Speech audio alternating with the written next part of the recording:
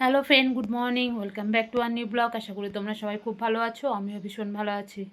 এই কিছুক্ষণ আগে ছেলে স্কুলে গেল। ছেলের আজকে ফিজিক্স পরীক্ষা, প্র্যাকটিক্যাল। আমার বিছনাটা একবার দেখো তোমরা,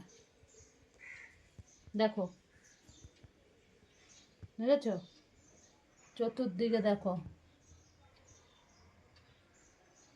ঠিক আছে? দেখো, আজকে স্ট্যাপলারটা পর্যন্ত এইভাবে রেখেছে। কিছু করার নেই, ছেলে সব নিয়ে বসেছে, বসে সব করলো টরলো। আমি আবার প্র্যাকটিক্যাল খাতার মধ্যে সব আর্ট পেপার দিয়ে আটকে টাটকে সব দিলাম।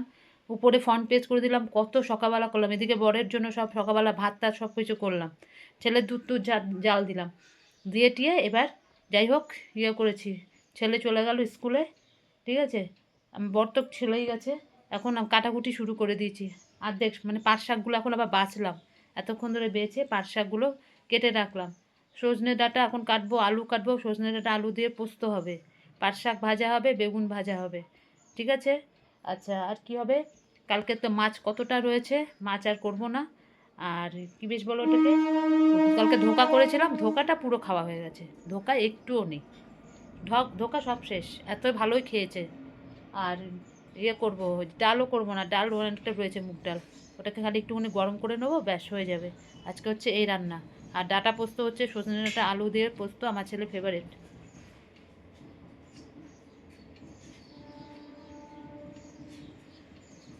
শুধু ছেলে বলে না, আমারও খুব ভালো লাগে খেতে। ওই জন্য করবো। পাঁচ শাক কাটা হয়ে গেছে, এবার ডাটা আলু কাটবো। চলো দেখতে থাকো। দেখো, বসে পড়লাম কাটা নিয়ে। এই যে আলু কাটছি, এই যে ডাটা, সজনে দিয়ে আলু দিয়ে ডাটা পোস্ত হবে। দেখো পাট শাক কাটা হয়ে গেছে, পাট শাক ভাজা হবে। বেগুনও কেটে রেখে দিয়েছি, এই যে, ঠিক আছে? ব্যাস, কালকের মাছ টাছ আছে।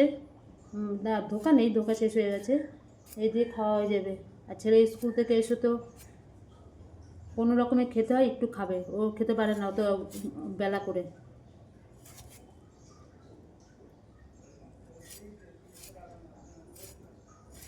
এই সব কেটে নিয়ে এখন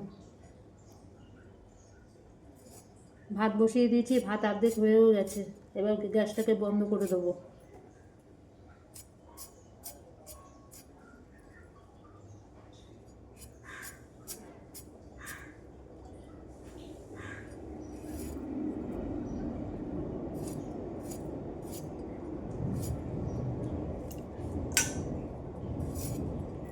দেখো, আস্তে আস্তে সব আলুগুলোকে কেটে নিচ্ছি। অনেকগুলো আলু লাগবে। ডাঁটা কাটতে তো আরও অনেক সময় লাগে, প্রচণ্ড সময় লাগে। একটা একটা করে ডাঁটা কেটে করা ভীষণ, মানে কি বলবো, খুব কষ্ট, অনেকক্ষণ টাইম লাগে ডাঁটাগুলি কাটতে। যাই হোক, এগুলি কেটে নিচ্ছি, কেটে নিয়ে তারপরে তো মশলা বাটবো। এদিকে আমার ভাত উপর মানে হয়ে গেছে বলে এবার ভাতটাকে আবার গ্যাসটাকে ছোটো করে দিয়ে আসলাম।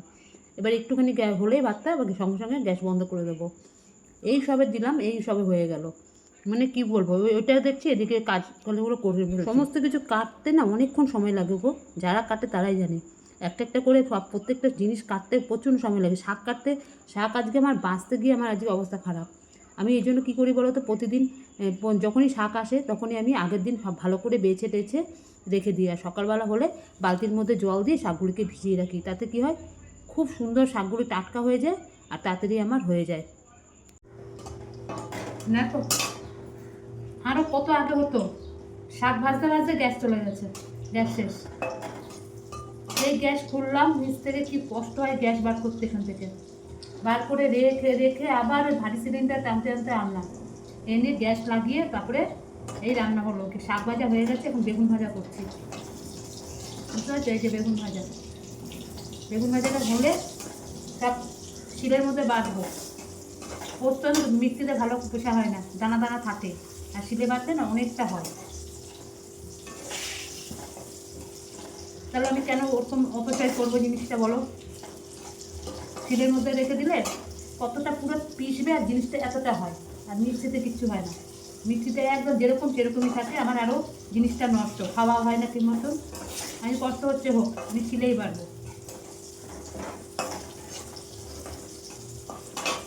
ইস, আর 7 দিন গেলে আমার 2 মাস হতেই গ্যাসটা লাগিয়েছিলাম, যে 7 দিন বাকি গ্যাসটা শেষ। আর 7টা দিন গেলে তাও একটা ভালো হতো যে না, একটা গ্যাস 2 মাস আমি করতে পেরেছি। করতেই পারছি না, অনেক চেষ্টা করছি, করতেই পারছি না। আর কত করে করবো বলো? রান্না তো হচ্ছে তো দিনে প্রতিদিন এত এত করে রান্না। যাই হোক, তাও তো আমি ম্যানেজ ট্যানেজ করে দেখো না, তার মধ্যে গ্যাসের যা দাম, ওই ভাত আর্ধেক করে এখনো ওইভাবে রেখে দিয়েছি। না থাক, তবে চাল ভিজিয়েও রেখে দিই যাতে গ্যাসটা কম পড়ে। আর কত দিকে করবো? 7টা দিন গেলে আর আমার আফসোস লাগছে, 7টা দিন আর যেতে পারলো না গ্যাসটা।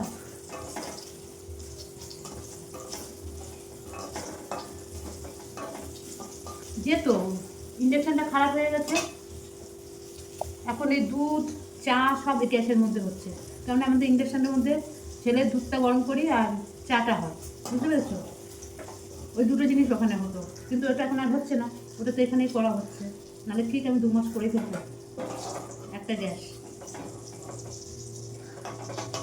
হলো না। আমি সব যে কোনো জিনিস আমি ঢাকা দিয়ে ছোটো করে দিই, বেগুনটা পর্যন্ত।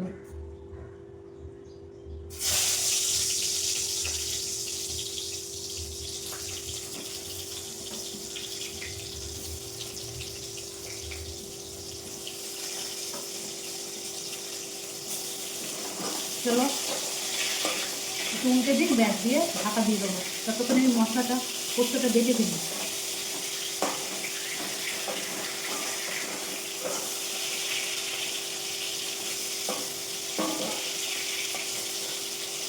ছেলের আস্তে আস্তে দেরি আছে, আমার রান্না বান্না হয়ে যাবে, জল ভরতে হবে এখন। গ্যাসটা ছোটো করে দিই, ঢাকা দিয়ে রাখি।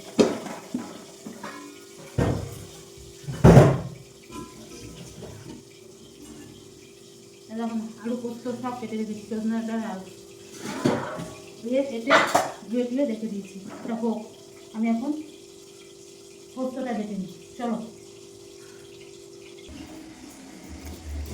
দেখো করে নিচ্ছি মশলাটা, না বাটলে যা হয়। তা বেগুনটা হচ্ছে, হোক, ছোটো করে দিয়েছি, ততক্ষণে আমার মশলাটা হয়ে যাবে। জিরে বাটলে সত্যি অনেকটা হয়, জিরে বাটা তো ছেড়েই দিয়েছি।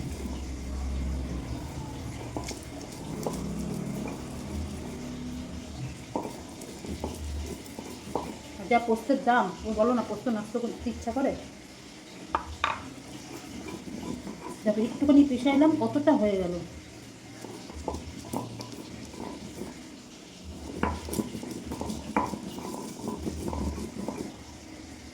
যে গোটা শুকনো লঙ্কা দিয়েছি। আমার বরটা খেতে চায় না তো, আমার শাশুড়ি বর সব তো খায় না, আমি আর আমার ছেলে ভীষণ ভালো খাই। আমার ছেলের খাওয়া আমার মতনই হয়েছে।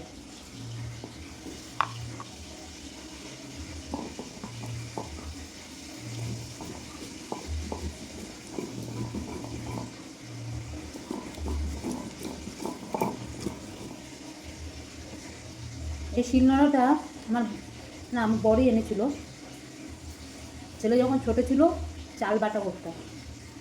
রান্নার তো একটা শিলনোড়া আছেই, ওটা তো রান্না বান্নার মধ্যে লঙ্কা টঙ্কা বাড়তো তো ঝাল, ছেলেটার জন্য করতে পারতাম না।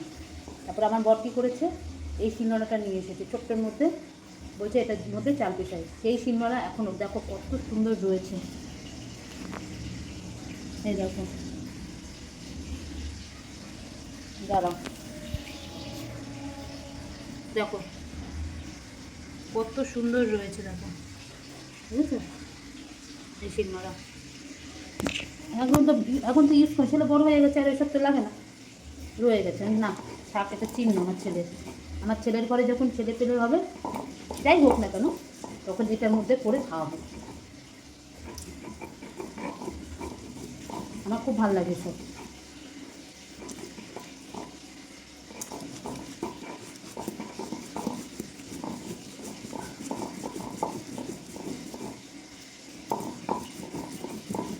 ওদিকে বেগুন ভাজা অর্ধেক হয়ে গেছে, ওদিকে বাথরুমে জল ভরে গেছে। চলো ওগুলো আসছি, দাঁড়াও, দেখো সব করে আসলাম, আর একটা বালতি পেতে দিলাম।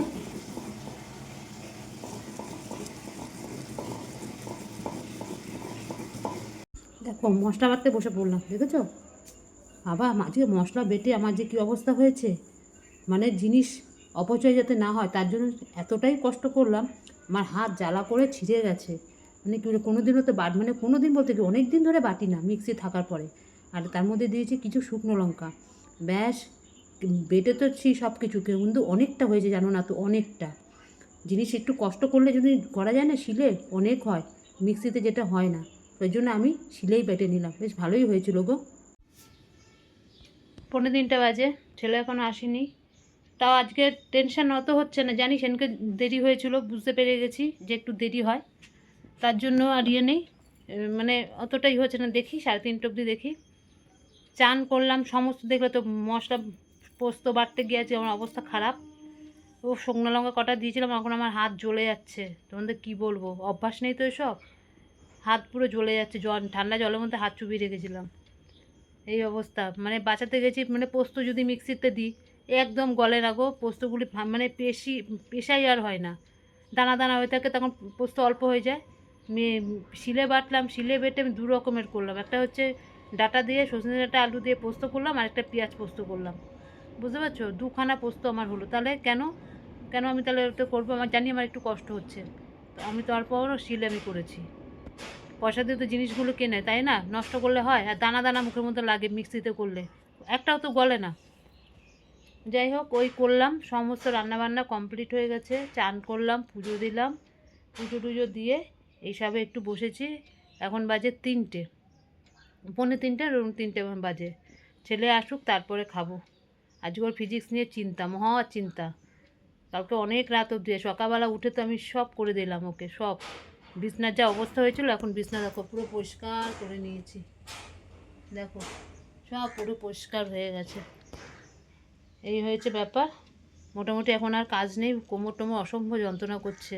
শাক ভাজলাম, বেগুন ভাজলাম, পেঁয়াজ পোস্ত করলাম, সজনে ডাঁটা দিয়ে আলু দিয়ে পোস্ত করলাম, মাছটা ছিল, মাছটাকে পুরো ইয়ে করলাম, আবার নতুন করে একটু তেল টেল দিয়ে আবার মাছটাকে রান্না করলাম, আর ডালটাকে গরম করে রাখলাম, কেন একটু গরম পড়ে যেত যতই ফ্রিজে রাখি না কেন। এগুলো সব করলাম, ভাত করলাম, ভাত তো প্রতিদিনই করতে হয়, এত কিছু রান্না বলো, দেরি হয় না, একা হাতে কত কাটাকুটি করতে হয়, শাক বাজতেই তো আমার অর্ধেক সময় গেছে, একটা একটা করে পাট শাকের শিরাগুলো তুলতে হয় না বলো, কি বলবো, ওই করে আবার কুচি কুচি করে কেটে তারপরে ধোয়া, বহুত ঝামেলা, ঠিক আছে। তার মধ্যে শিলে বেটে আমার অবস্থা খারাপ।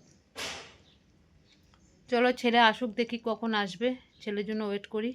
ততক্ষণে ভাবছি বসে না থেকে ছেলের বায়োলজি প্রজেক্টটা কিছুটা লেখা হয়েছে আর কিছুটা রয়েছে, আমি বসে বসে না করে দিই এটা, তাহলে না অনেকটা হয়। কালকেই ওর বায়োলজি পরীক্ষা, কালকেই প্র্যাকটিক্যাল করা হয়ে গেছে, আমি সব করে দিয়েছি প্র্যাকটিক্যালে, সব আঁকা টাকা সব ও স্যারের থেকে সইও করে নিয়ে এসছে, শুধু প্রজেক্টটা একটু বাকি আছে, প্রজেক্টটা ধরলে আমার হয়ে যাবে, ভাবছি বসে বসে করে দিই, ঠিক আছে। চলো ছেলে আস।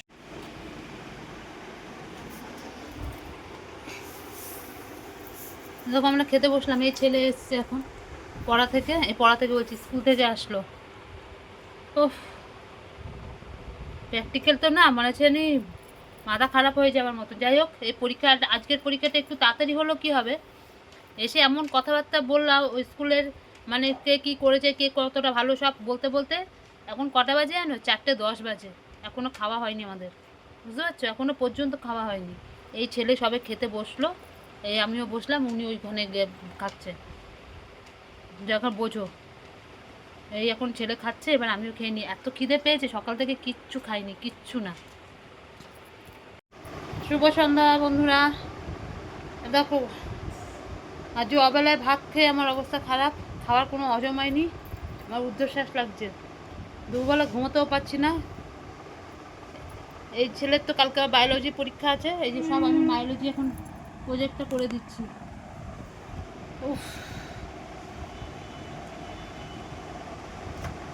কালকে বায়োলজি হলে পুরো পরীক্ষা শেষ, মানে স্কুলে পুরো পরীক্ষা শেষ, আর কোনো পরীক্ষা নেই, ঠিক আছে। এবার যা হবে ওই নিট পরীক্ষা, যাই এখন অনেকটা আছে বায়োলজির প্রজেক্টটা, এটা আমি করে দেবো, এটা কোনো ব্যাপার না, তুই পড়তে বস, ও পড়তে বসতে, এখন আমি এটা করে দিচ্ছি, কিন্তু শরীরটা একদম ভালো লাগছে না, একদম খাবার হজম হয়নি, কি অবস্থা, খিদে পেয়েছিলো সেই সময় অবেলা, খেয়ে নিয়েছি, খেয়ে নিলে কী হবে, অত বেলা করে তো আমরা খাই না, একদম খাবার হজম হয়নি। রাত্রেবেলা তো মুখে কিচ্ছু দেবোই না, খালি জল খাবো আর কিচ্ছু না। চলো আবার জল চলে আসছে, আবার গিয়ে জল টলগুলো ভরি। ঠাকুরের বাসন কতগুলো মাজার রয়েছে, ওগুলো মাজতে হবে। দেখি একটু রাত করে মাজবো, আগে ছেলের প্রজেক্টটা করে নিই। তার এই দেখো প্রজেক্ট করলাম, ছেলের এতক্ষণ ধরে প্রজেক্ট করলাম, তাও কিছুটা বাকি রয়েছে। ওই কৃতজ্ঞতা স্বীকার আর উপসংহার, এই দুটো বাকি আছে। এই দুটো ভিতরে করে নেবো, বিছনা টিছনা করে নিই, করে নেবো। ছেলেকে ভাত দিয়েছি খেতে, দুপুরবেলা খাওয়া হয়নি গো আমার ছেলেটা, অল্প একটুখানি খেয়েছে, একদম খাওয়া হয়নি। বলো না বেলা করে খেতে পারে না, আমিও পারি না।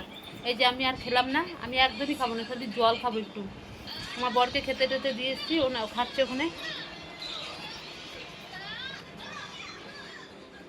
কি লাগলে বলবে।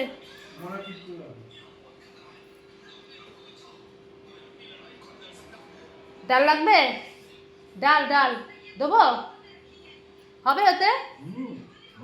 তাহলে ইয়ে করো না গো, এখান থেকে ইয়ে নাও না, বেগুন ভাজাটা নাও না।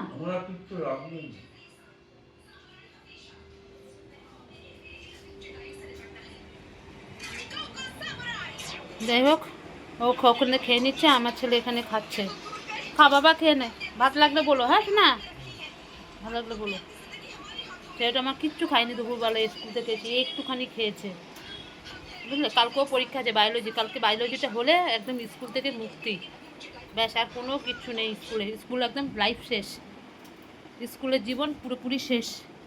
আর খালি যাবে ওই প্রজেক্ট বলছি, ওই রেজাল্ট আনতে যা, ব্যাস আর কিচ্ছু নেই। স্কুলের পুরো ইয়ে শেষ। বাবা তোর স্কুল জামা কাপড়গুলো কেচে কুচে রেখে দেবো, কালকের দিনে পরে আসলে। হ্যাঁ কেচে কুচে রেখে দিই, বল বাবাগুলো থাক,